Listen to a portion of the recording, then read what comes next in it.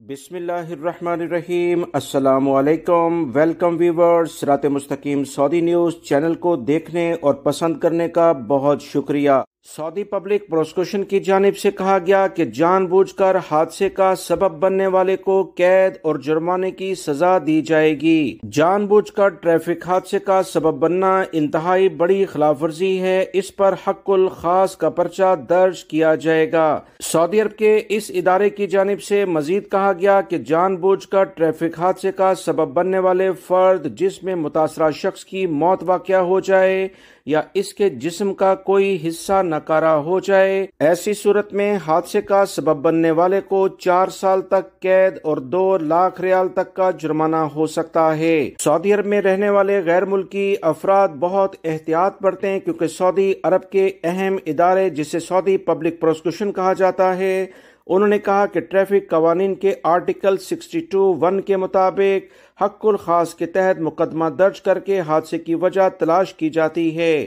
ادارے کی جانب سے کہا گیا کہ اگر تمام تحقیقات میں یہ بات ثابت ہو جائے کہ حادثہ جان بوجھ کر ہوا تھا، یعنی کہ غلطی حادثہ کرنے والے کی ہے، اس پر اسے 4 سال کی قید اور 2 لاکھ ریال جرمانہ یا دونوں سزائیں ایک ساتھ بھی ہو سکتی ہیں۔ لہٰذا دوستو، اپنے اور دوسروں کی زندگیوں کو نقصان میں مت ڈالیں، ہر صورت میں احتیاطی تدابیر اختیار کریں، خاص طور پر ڈرائیونگ میں موبائل کا استعمال نہ کیا جائے۔ ویڈیو لائک کر کے دوستوں سے شیئر بھی کیجیے گا۔ ملیں گے مزید تازہ ترین اپڈیٹ کے ساتھ۔ السلام علیکم۔